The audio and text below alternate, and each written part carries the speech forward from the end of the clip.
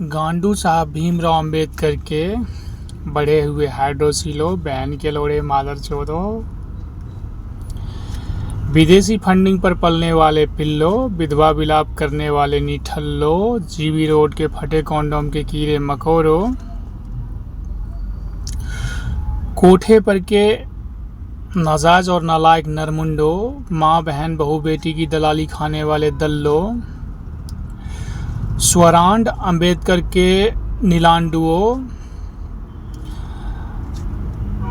भीमराव अंबेडकर के भुजनचट्टो, खूनी बावासीर के खून चूसने वाले खटमलो, खुजली वाली पागल आवारा औरतों की खेतों में टांग उठाने वाली नाजायज औलादो, सालो तुम्हें ये पता नहीं है कि अभिव्यक्ति की आज़ादी जो कभी संभव ही नहीं है। अब तुम हमें बता दो कि अभिव्यक्ति की आज़ादी पर एक औरत अपनी पति छोड़ सकती है, बच्चे छोड़ सकता है, लड़कियां छोटे कपड़ा पहन सकती है, मुंजरा कर सकती है, ओयो क्लब जा सकती है, जो दिल करे वो कर सकती है, उनको कोई रोकने टोकने वाला नहीं है।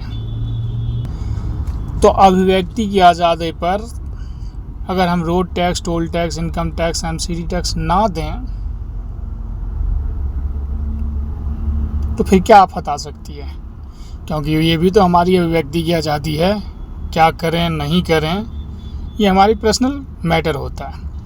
जबकि भड़वो युद्ध होता है ईरान में और असर पड़ता है हिंदुस्तान में। कहाँ चली जाती है इस वक्त अभिव्यक्ति की आज़ादी? सालों यहाँ इस देश में अगर कोई भी गलत करता है तो उसका असर पूरे देश में पड़ता है, हर एक व्यक्ति को पड़ता है।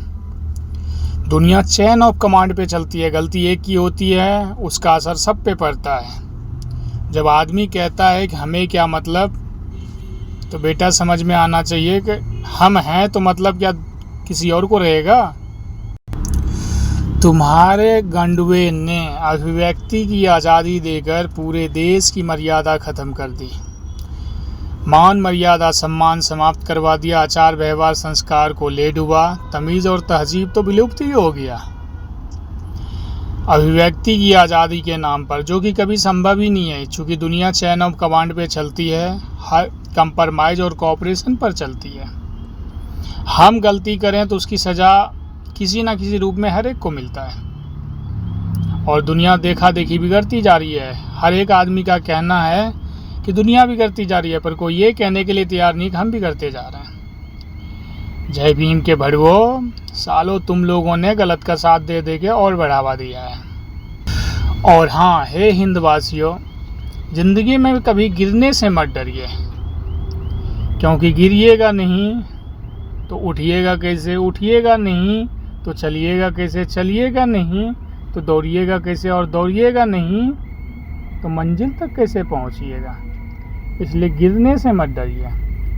दूसरी बात मैं आपको बता रहा हूं कि हमने आपके आगे जितनी भी बातें रखी है, चाहे वो वीडियो हो, लेटर हो या किसी भी बहाने हो, वो हर एक शब्द आपके लिए एक ब्रह्मास्त्र है, एक नारायण अस्त्र है, जिसका प्रयोग आप संवैधानिक तरीके से शासन प्रशासन, कोर्ट कचहरी, नेता राजनेता सबके पास पहुंचाइए, जिससे कि उनको इन सच्चाई से पता चले कि सच्चाई क्या है, जिनकी वो पूजा करते हैं उनकी हकीकत क्या है। आप डरिए मत, आप लेटर दिखाइए और उनसे प्रश्न कीजिए, आप उनको मेरी वीडियो दिखाइए, मेरी बातों को बताइए और संवैधानिक तरीके से उनका कोऑपरेट कीजिए और आप उनसे क्वेश्चन पूछिए, क्योंकि ये संवैधानिक अधिकार है आपका।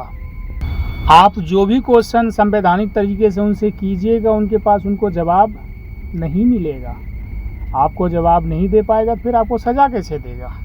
इसलिए आप संवैधानिक तरीके से आप लोग अपने अपने स्तर से इस बातों को आगे बढ़ाइए तो सही, परिणाम अपने आप दिखेगा आपको। इनके कानून का इस्तेमाल इन्हीं के खिलाफ कीजिए, तब इनको आईना दिखेगा, और जब आईना दिखेगा तब इनको पता चलेगा। और मैं बता दूं, पहले ये संविधान हमारे आपके लिए गले की हड्डी बनी पड़ी थी, लेकिन जब से हमने इस पर पहल किया है, ये संविधान इन लोगों के लिए गले की हड्डी बन गई है।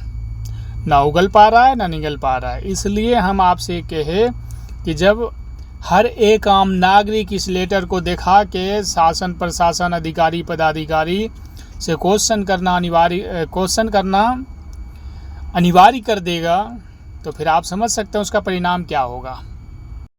आपको बस लेटर, बात और शब्द को वहाँ तक पहुँचानी है, उन लोगों से डिसाइड करवानी है, उन लोगों से जज करवाना है। आपको जज नहीं करनी है, बस आपको आपके संवैधानिक तरीके का इस्तेमाल करके इन तमाम चीज़ों को वहाँ तक पहुँचाना है। इतना ही रोल है आपका। और हर एक आम आदमी ने अगर ऐसा कर दिया तो फिर आप खुद समझ सकते हैं कि परिणाम क्या होगा। और आपके जितने भी जानने वाले वकील हों, जज हों, कुछ भी हों, आप उनसे इन तमाम बातों का डिस्कस कीजिए। वो आपको बता देंगे कि मेरी बातें सही है या गलत है। दूसरी बात, मैं आपको पवित्र आत्माओं की अनंत गहराइयों से इतना ही प्रार्थना करूंगा कि आप संवैधानिक तरीके का इस्तेमाल करके इन बातों को आगे बढ़ाइए, परिणाम आपको अपने आप मिलेगा। और एक बार फिर से तहे दिल से और पवित्र आत्माओं की अनंत गहराइयों से धन्यवाद और साधुवाद।